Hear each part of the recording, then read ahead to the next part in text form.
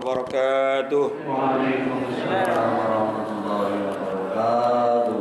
Alhamdulillah wassalatu wassalamu ala Rasulillah sayyidina maulana Muhammad ibn Abdullah wa ala alihi wa sahbihi wa mawalah wa la hawla wa la quwata illa billah, amma ba'du.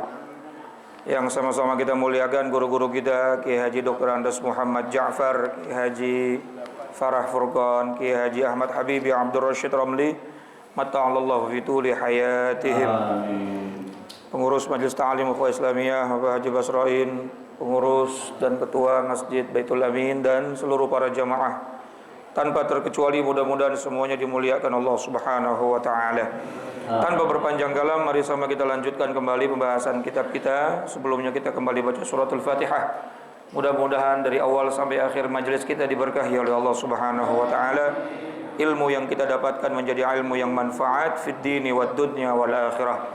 Al-Fatihah bil qabul wa ila hadratir rasul ala hadhihi niyyah wa ala kulli niyatin salihah wa ala man salafus salih wa ila hadratin nabil mustafa sayyidina wa habibina wa syafi'ina maulana Muhammadin sallallahu alaihi wasallam wa ala alihi wa sahbihi wa dhurriyyatihi wa li baitihi al-kiram, nakhusu khasatan li hadrati muallifil kitab Sayyidul Imam Syekh Zainuddin bin Ali Al-Malibari Al-Fannani wa Sayyid Syekh Nawawib bin Umar Al-Jawi Al-Bandari wa usulihim wa furu'ihim wa dhawal huquqi alaihim ajma'in. Anallahu yu'li darajatihim fil jannah wa yu'idu alaina min barakatihim wa asrarihim wa anwarihim wa ulumihim wa nafahatihim fid dini wad dunya wal akhirah wa ila arwah walidina wa abaina wa jami'al muslimina wal muslimat wal mu'minina wal mu'minat la ahya'i minhum wal amwat wa ila hadratin nabiy al-Fatihah. A'udzu billahi minasy syaithanir rajim. Bismillahirrahmanirrahim. Alhamdulillahirabbil alamin arrahmanir rahim maliki yaumiddin.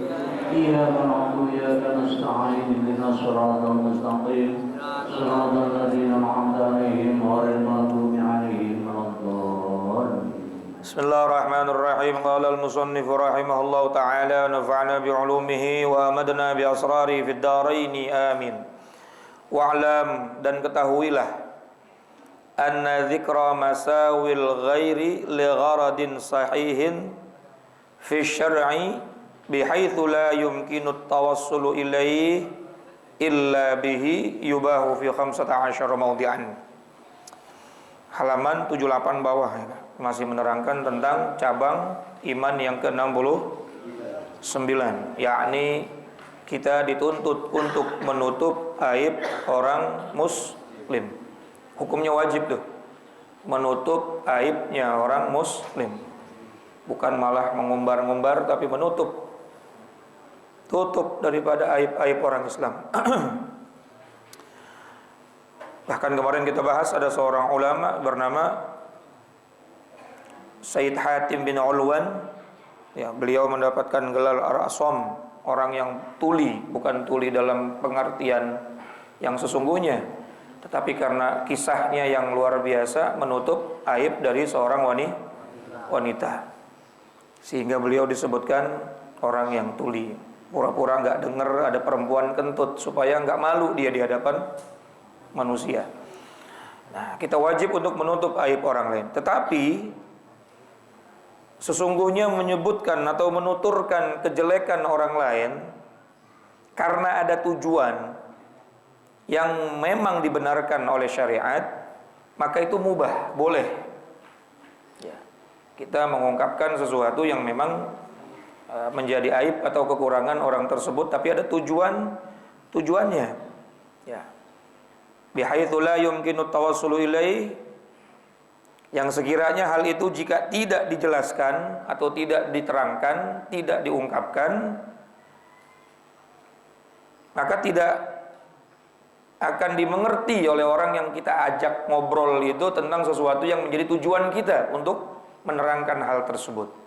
Maka boleh-boleh saja untuk mengungkapkan keburukan dari seseorang. Bahkan ini ada 15 mawdi'an, ada 15 tempat. Nah, 15 tempat ini akan kita bahas satu-satu ya.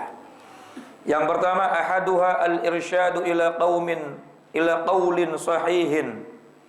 Yang pertama yaitu memberikan petunjuk kepada perkataan yang benar. Ka'an sami'ta wahidan, seperti kamu mendengar seseorang mengucapkan pendapat atau kabar, yaqulu qaulan munkaran, yang kabar itu adalah kabar yang mungkar, kabar yang tidak bahkan kabar yang dapat membuat madarat dalam urusan agama. Fayambaghi an taqula lahu, maka sepatutnya kamu mengatakan kepada orang tersebut, anta, kamu, qulta kadza wa kadza, berkata seperti ini dan seperti itu. Fadzalika ghairu munasibin, padahal perkataan itu tidaklah sesuai atau tidak benar. Balil amru kadza, akan tetapi perkara yang sebenarnya adalah seperti ini, dan seterusnya. Nah, namanya tabayyun ya, mengklarifikasi. Kemudian kita sebutkan kesalahan ucapan dia, apakah dalam forum resmi ataupun dalam face to face ataupun dalam musyawarah, maka mengungkapkan keburukan orang itu enggak dosa, karena ingin tabayyun. Jadi jangan gebiah uyah semua yang mau menceritakan aib orang Islam semuanya dosa, enggak juga. Jadi ada alasan-alasan yang memang dibolehkan, seperti halnya dalam urusan ini. Ya, itu yang pertama. Wa thaniha, kemudian yang kedua, nushul mustasyir fin nikah, memberikan nasihat pada orang yang meminta pendapat tentang pernikahan. Au fi ida'il amanah, atau dalam menitipkan amanah, au ghairi dzalik, ataupun dalam selain daripada dua perkara tadi. Fayajibu 'alaika, maka wajib bagi kamu menyampaikan, an tukhbirahu bihaqiqatihil hal, menyampaikan kabar berita kepadanya dengan kondisi yang sebenarnya atau apa adanya. Enggak boleh ditutup-tutupin, enggak boleh dibungkus dengan cover yang kelihatannya bagus padahal tidak bagus, dibilang sah padahal tidak sah. Tadi guru kita udah nerangin, mudah-mudahan kita bisa fokus sama pelajarannya supaya tahu saat ijab qabul itu sah atau tidak sahnya bagaimana. Kadang-kadang yang jadi saksi juga kagak ngerti, betul nggak? Yang namanya saksi itu berat, Pak. Berat itu maksudnya apa? Mengesahkan sesuatu yang dia ketahui sah atau tidak. Betul nggak? Bapak misalnya lagi menguji seseorang, lalu ujian itu akan dinilai oleh Bapak. Bapak harus menguasai daripada soal-soal ujian itu, betul? Lah bagaimana mau menilai satu ujian, satu persoalan, tapi kita nggak mengetahui? Paham nggak kira-kira? Nah ini dua orang jadi saksi, sementara dia nggak tahu rukun nikah bagaimana, ijab qabul yang sah seperti apa, betul? Lalu pada saat udah ijab qabul, saksi ditanya, bagaimana saksi sah? Sah. Nah, masya Allah. Ya kalau nggak sah katakan tidak sah. Ini bukan berarti membuka aib, bukan. Ya kalau nggak sah ya katakan tidak sah. Ada orang sholat sujudnya tidak baik, apa kita bilang sah? Ya nggak juga. Wajib harus membuka apa namanya? Jabhah, jidat, lalu dia sholatnya begini. Kemudian dia bertanya, apakah sholat saya sah? Lalu kita cover dengan, karena dia orang baik, dia orang tua, sah, sholatnya bagus, yang penting mau sholat. Ya nggak bisa juga begitu. Dan ketika kita menasihati, bukan juga berarti membuka aib. Ad-dinun nasihah, agama itu adalah nasihat. Nah, termasuk dalam urusan pernikahan. Bahkan di sini jelas tuh kalimatnya dalam urusan pernikahan. Ya kalau misalnya nggak beres, nggak sah, katakan tidak. Tapi juga jangan memperberat. Kayak tadi itu ya nggak usah harus satu ya orang yang punya bengek kesian lah. Wajib harus satu napas. Kalau dia bengek gimana? Nggak jadi. Kemudian juga nggak harus ittasil, itu maksudnya langsung dari tunai langsung saya terima nikahnya. Bagus begitu, tapi andai kata ada jeda 1, 2 detik, 3 detik yang nggak jadi alah, kecuali dia terhalangnya ijab qabul itu sebelum dia terima qabulnya, ya sebelum dia mengucapkan kalimat qabul dia ngopi dulu, baru itu namanya terhalang. Atau dia mengucapkan sesuatu yang lain baru batal dan seterusnya. Nah, jadi ini bukan termasuk apa namanya membuka aib, dan itu boleh-boleh saja dan tidak dosa. Liqaulihi sallallahu alaihi wasallam, berdasarkan sabda baginda Nabi sallallahu alaihi wasallam, idzastansaha ahadukum akhahu falyansah lahu. Apabila salah seorang dari kalian diminta nasihat oleh saudaranya, maka hendaklah ia memberikan nasihat kepada saudaranya tersebut. Ya, diminta ya sudah kita nasihatin, tetapi dengan tidak ada niat untuk menjatuhkan. Nah, ini boleh. Yang kedua. Wa tsalitsuha, yang ketiga, dzikrul alim al-mukhti li tabi'ihi. Ya, yang ketiga, menuturkan atau menyebutkan orang alim yang salah li tabi'ihi, pada pengikutnya. Ada guru, ada orang yang punya murid tapi ajarannya menyimpang. Ajarannya tidak sesuai syariat. Idza sa'alaka wahidun an mas'alatin faqala syaikhi qala kadza wa kadza fataqulu syaikhuka mukhti'un.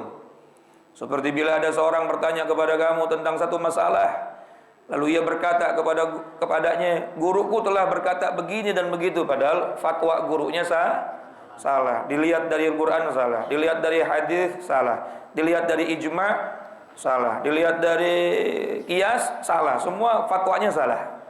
Maka boleh kita mengatakan fataqulu, kita boleh mengatakan syaikhuka mukhti'un, guru kamu adalah orang yang salah dalam memutuskan sesuatu. Itu bukan jelekin orang, ya memang salah. Paham ya Pak, kira-kira Pak?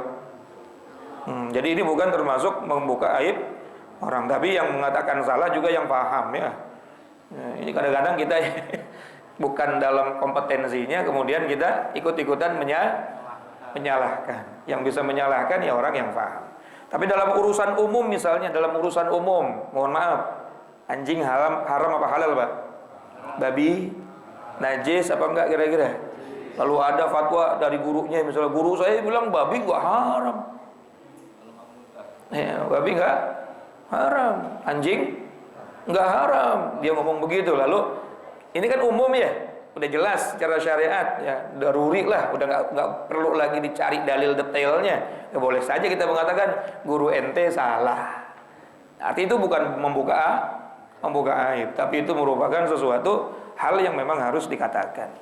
Nah, ini yang ketiga. Nah, boleh kita mengatakan aib orang lain dalam urusan membenarkan sesuatu yang salah. Bahkan wa min dzalika qaulul musannifin, dan karena itu para penulis-penulis kitab fi kutubihim, di dalam kitab-kitab mereka, qala fulanun kadza, sesungguhnya dalam pendapat ini imam ini mengatakan ini, syekh ini mengatakan ini, guru ini mengatakan ini, dan pendapat itu kalau dilihat dari sudut pandang kami adalah pendapat yang salah. Itu boleh-boleh saja.